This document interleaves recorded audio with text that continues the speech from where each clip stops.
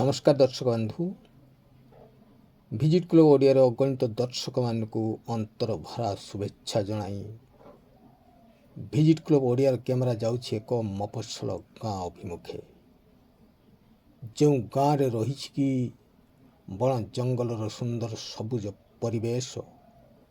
दर्शक बंधु चलूँ ताहले आमे आगे जीवा पुटु गाँ अभिमुखे।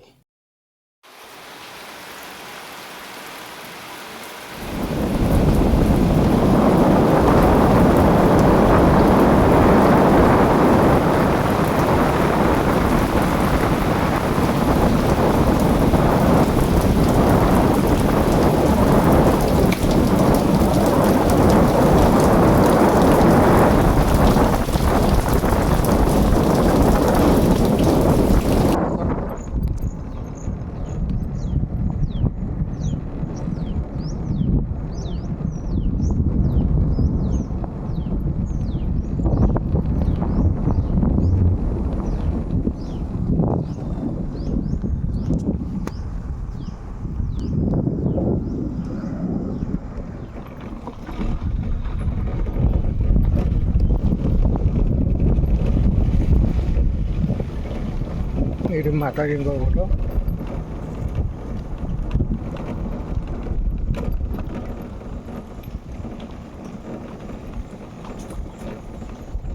केन्दुझर जिला पाटणा ब्लॉक अंतर्गत बुढ़ीकापड़ी ग्राम पंचायत एक मफसल ग्राम पुटुगाँ शांत सरल सुंदर परिवेश मध्य बण जंगल घेरा मध्य रही एक ऐतिह्य पीठ जो पीठरे सरकार दृष्टि आड़ुआड़े थिले मध्य यह एक अनुधान पीठर महात्मा अनेक।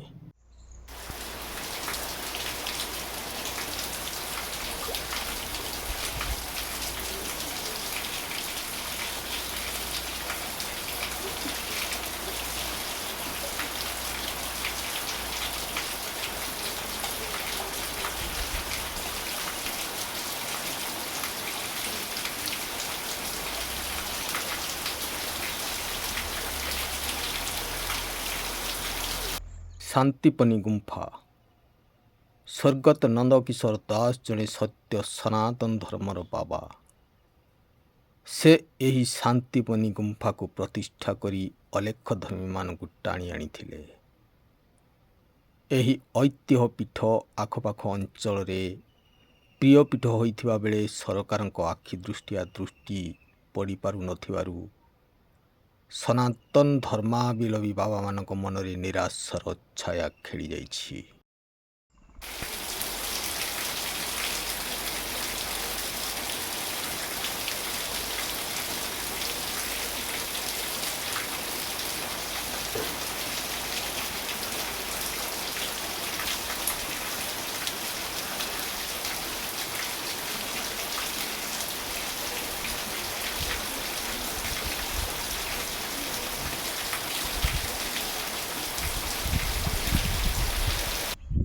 दर्शक बंधु चलते ये शांतिपनी गुंफा भीतर को जीवा।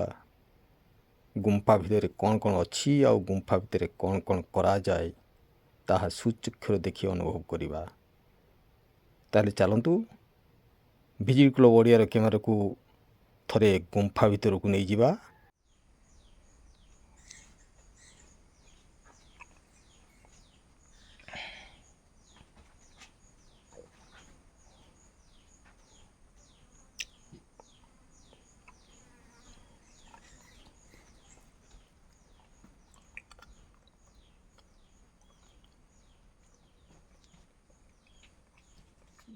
सुनसान परिवेश गुंफा भितर पशिगला परे मनरे सृष्टि हो जाए अनेक किछि भय।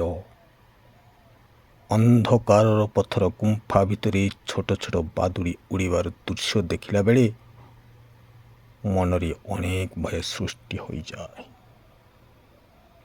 परिस्थिति जटिलतार भयर वातावरण सृष्टि कर देउछि गुंफा भितर। निशब्द निछाटिया पथर गुंफा भितर सते जेमिति भरी रही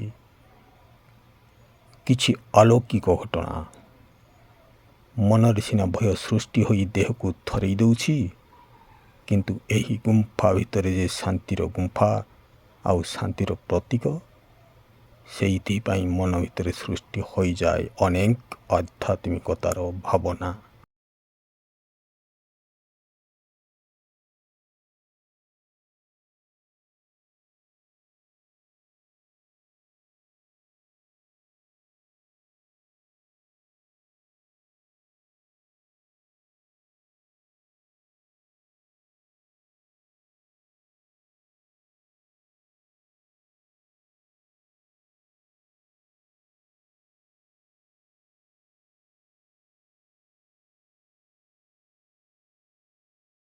ଗୁମ୍ଫା ଭିତରେ ରହିଛି ସ୍ୱର୍ଗତ ବାବା ନନ୍ଦକିଶୋର ଦାସଙ୍କ ପ୍ରତିଛବି, ଯିଏକି ଏ ଶାନ୍ତିପନି ଗୁମ୍ଫାକୁ ପ୍ରତିଷ୍ଠା କରିଥିଲେ। ବାବା ସିନା ଏବେ ନାହାନ୍ତି, କିନ୍ତୁ ପ୍ରତିବର୍ଷ ଏହି ଶାନ୍ତିପନି ଗୁମ୍ଫା ଭିତରେ ଯଜ୍ଞ କାର୍ଯ୍ୟ କରାଯାଇଥାଏ। ଯଜ୍ଞରେ ବ୍ୟବହୃତ ହେଉଥିବା ଶଙ୍ଖ ଆଉ ଘଣ୍ଟା ରହିଥିବା ବେଳେ ଏ ପଥର ଗୁମ୍ଫା ମଧ୍ୟରେ ଏକ ଯଜ୍ଞକୁଣ୍ଡ ରହିଥିବାର ଦୃଶ୍ୟ ମଧ୍ୟ ଦେଖିବାକୁ ମିଳୁଛି।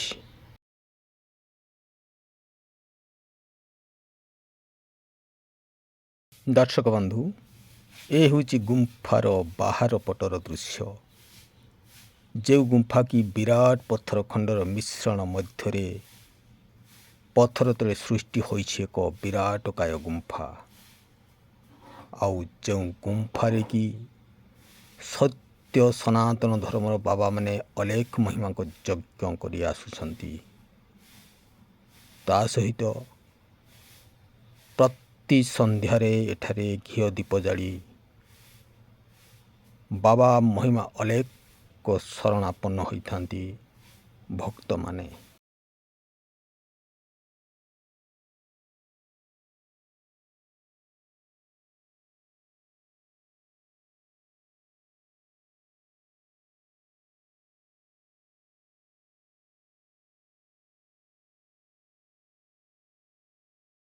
କିନ୍ତୁ ଦୁଃଖର ବିଷୟ, ଅବହେଳିତ ଅବସ୍ଥାରେ ଏ ଶାନ୍ତିପନି ଗୁମ୍ଫା। ଏହା ଏକ ମହିମାଶ୍ରମ ହୋଇଥିବା ବେଳେ ପ୍ରଶାସନ ତରଫରୁ ସେମିତି ଆଖି ଦୃଶିଆ ଦୃଷ୍ଟି ଏପର୍ଯ୍ୟନ୍ତ ପଡ଼ିପାରୁନାହିଁ। ସତ୍ୟ ସନାତନ ଧର୍ମର ଧର୍ମପୀଠ ହୋଇଥିବା ବେଳେ ଏଠାକୁ ଅନେକ ମହିମା ଭକ୍ତ ଆସୁଥିଲେ ମଧ୍ୟ ଏଠାରେ ରହିବା ପାଇଁ ଗୋଟିଏ ଘରଟିଏ ନାହିଁ, ଯାହାକି ଏ ଶାନ୍ତିପନି ଗୁମ୍ଫାରେ ଥିବା ମହିମା ଆଶ୍ରମ ପାଇଁ ଏକ ଅଭିଶାପ।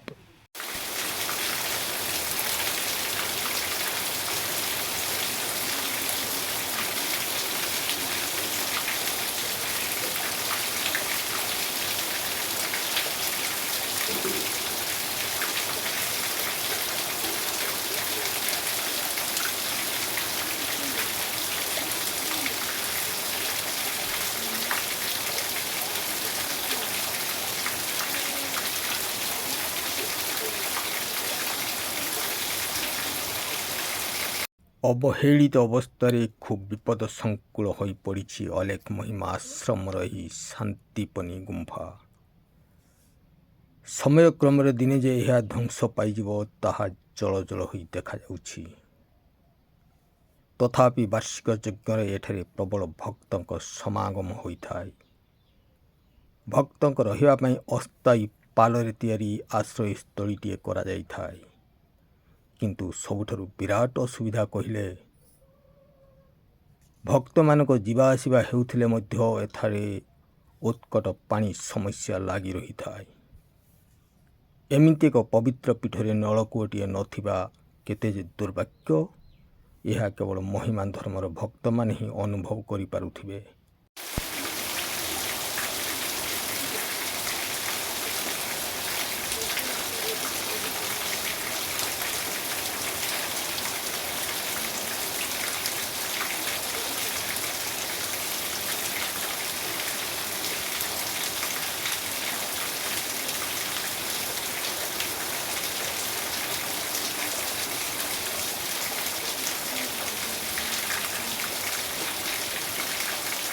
ସୁନ୍ଦର ପରିବେଶ, ସତେ ଯେମିତି ପ୍ରକୃତି ରାଣୀ ତିଆରି କରିଦେଇଛି ପଥର ଖଣ୍ଡକୁ ନେଇ ଏକ ମନଲୋଭା ପରିବେଶ।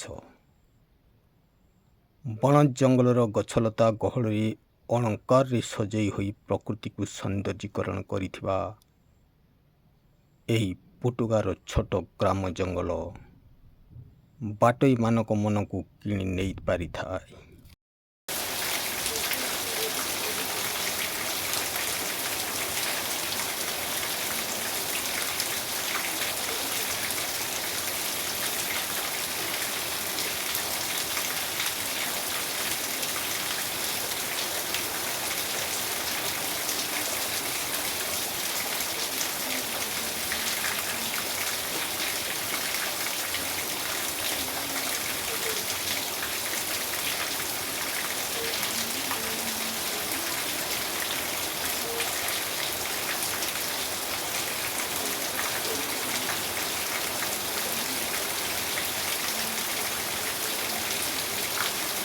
ଆଉ ସେହି ସବୁଜ ଜଙ୍ଗଲ ପରିବେଶ ମଧ୍ୟରେ ଛନ୍ଦି ହୋଇଥିବା ପଥର ମଧ୍ୟରେ ଥିବା ଗୁମ୍ଫା ଯେ ଐତିହାସିକ ଆଧ୍ୟାତ୍ମିକ ପୀଠସ୍ଥଳୀ, ଏହା କେବେ ବି ଅସ୍ୱୀକାର କରିପାରିବେନି।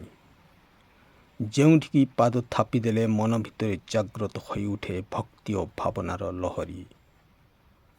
ଆଧ୍ୟାତ୍ମିକତାର ବଶବର୍ତ୍ତୀ ହୋଇ ହୃଦୟ ଭିତରେ ସୃଷ୍ଟି କରିଦିଏ ବିଶ୍ୱାସ।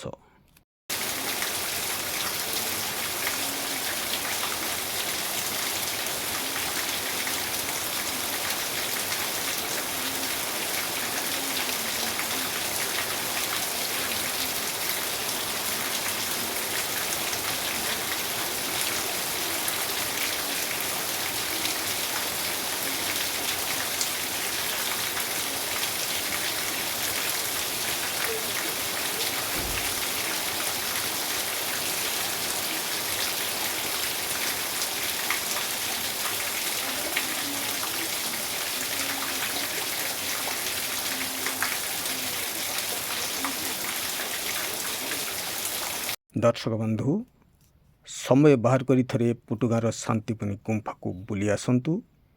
ଦେଖିବେ ଆପଣ ନିଶ୍ଚୟ ଅନୁଭବ କରିପାରିବେ ଯେ ଏହାର ମହିମା କ'ଣ। ଦର୍ଶକ ବନ୍ଧୁ, ତାହେଲେ ଭିଜିଟ୍ କ୍ଲବ୍ ଓଡ଼ିଆର କ୍ୟାମେରାକୁ ବର୍ତ୍ତମାନ ପାଇଁ ଏଇଠି ରଖୁଛୁ। ବର୍ତ୍ତମାନ ପାଇଁ ବିଦାୟ ଦିଅନ୍ତୁ। ରହୁଛି, ନମସ୍କାର।